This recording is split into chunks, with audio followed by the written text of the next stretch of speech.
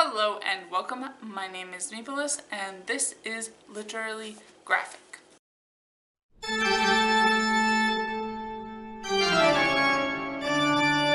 And today we are touching on my second DC ink read, and sadly my disappointment continues. While I think the outline of Under the Moon, a Catwoman tale could have been passable, the connective tissue of the story is totally unbelievable and ruins everything. Writer Lauren Miracle has been writing adult titles long enough that I actually read some of her books in high school and enjoyed them. She's from North Carolina originally, but has an MA from Colorado State University and an MFA from Vermont College. Not a bad writer. I can't remember if the same class ignorance and grit were present in her work that I read previously.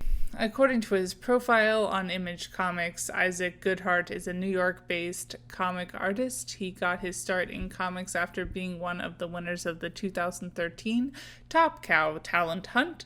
His first work was Artifacts, Issue 3. He is currently working on the ongoing series Postal, which started in February 2015. Although according to what appears to be his LinkedIn page, he is actually in California. Which is it? Do I care? Not really. As far as content warning, despite being, as I said, generally not very realistic, there is animal abuse, self-harm, domestic abuse, childhood homelessness, and approximately 4 uses of the F word. If these are things you generally avoid, or if you don't want to watch it portrayed in possibly the most naive way possible, don't pick up this book.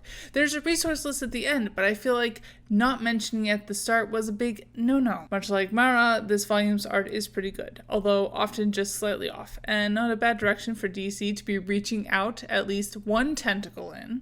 That said, I'm not sure what notes led to some artistic choices which struck me as just as ignorant as the writing came across. So how are gender, sexuality, race, and class treated in this volume?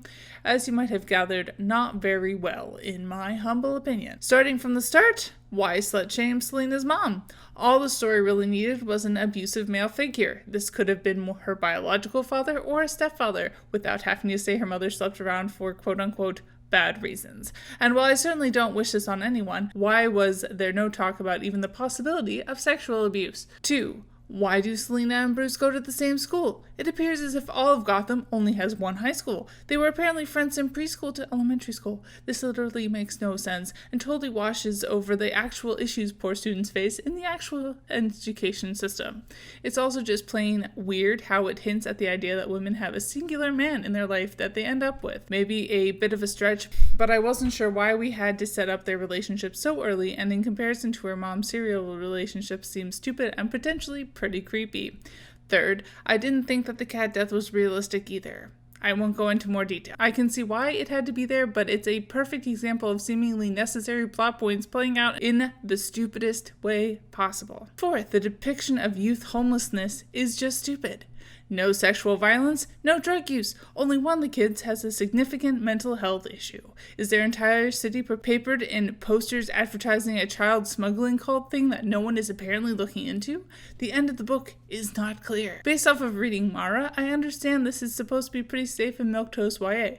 Not that all YA is, but trying to be dark gray with an author who apparently has no clue how anyone beneath the middle class might live does a disservice to all the young females that this book is ostensibly aimed at. Bye y'all, keep reading, and resist white supremacy. And as always, I would like to acknowledge that for the most part, all of my videos are filmed and produced on the traditional territory of the Mississaugas of the Credit, an Anishinaabe people, the Haudenosaunee Confederacy, and the Huron-Wendat Nation, land covered by the Dish with One Spoon Wampum Belt Covenant.